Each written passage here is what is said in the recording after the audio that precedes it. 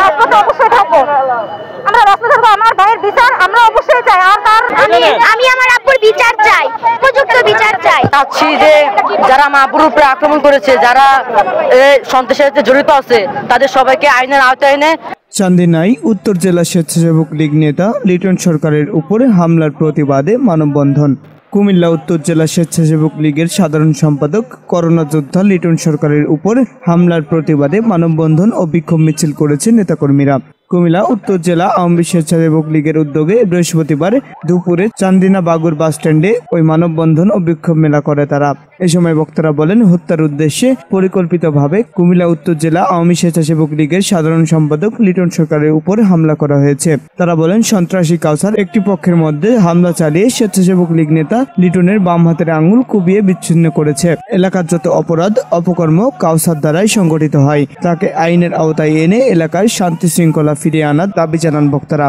দাবি যতদিন পর্যন্ত পূর্ণ না হবে ততদিন পর্যন্ত আমরা এই রাজপথে থাকবো। এই সন্ত্রাসীদের বিচার না পাই ততক্ষণ পর্যন্ত আমরা ঢাকা চট্টগ্রাম মহাসড়কে বৃহত্তর পরিসরে আমাদের আন্দোলন চালিয়ে যাব ইনশাল্লাহ। করোনা যোদ্ধা, রাজপথের লড়াকু সৈনিক,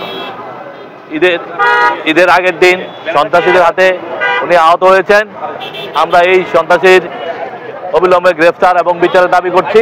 আওয়ামী স্বেচ্ছাসেবক লীগের পক্ষ থেকে প্রশাসনের দৃষ্টি আকর্ষণ করব, আপনারা অনতি বিলম্বে যে প্রকৃত দোষী তাকে বের করে কিভাবে শাস্তির আওতায় আনা যায় সেই ব্যবস্থা করবেন।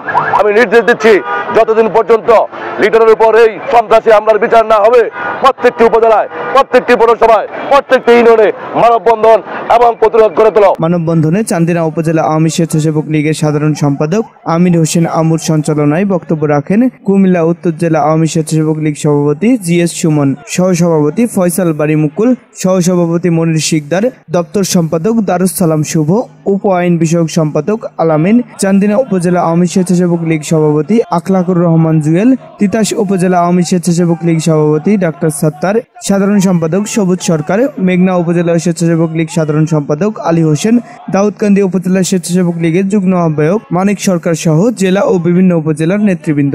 গত 16 জুন ঈদের আগের দিন দুপুরে দেবিদ্বার উপজেলার বরকামতা ইউনিয়নের বাগুর বাজারের মসজিদ থেকে নামাজ শেষে সবজি কেনার সময় হত্যার উদ্দেশ্যে পিছন থেকে চাপাতি দিয়ে আঘাত করে কাউসার নামের এক সন্ত্রাসী। এই সময় সবজি বিক্রেতার চিৎকারে পিছন ফিরে চাপাতি ধরতে গিয়ে বাম হাতের আঙ্গুল হারান কুমিল্লা উত্তর জেলা স্বেচ্ছাসেবক লীগের সাধারণ সম্পাদক মোহাম্মদ লিটন সরকার। বর্তমানে লিটন সরকার রাজধানীর শেখ হাসিনা বার্ন ইউনিটে চিকিৎসারত অবস্থায় আছেন। আসার পর উনি বলছে 1100 পেঁয়াজ দিত। তারপরে আমি 1100 পেঁয়াজ মাপছি, পেঁয়াজ পড়াইতেছি পিছাতে বরাবর পেঁয়াজগুলো দিত। দেওয়ার পরে আমি পেঁয়াজ মাপতেছি এদিকে পিড়া, আমি দেখি পেঁয়াজ পড়েছি, তখন মামা চিল্লান দিছে, চিল্লান দেখি মামা এদিকে রক্ত পড়তেছে, আগে কাউসারকে দিতে চলে গেছে। কুমিল্লা থেকে আলিফ মাহমুদ কাইসার, বাংলা 71 টেলিভিশন। বাংলা 71 টেলিভিশন, সত্য প্রকাশে আপোষহীন।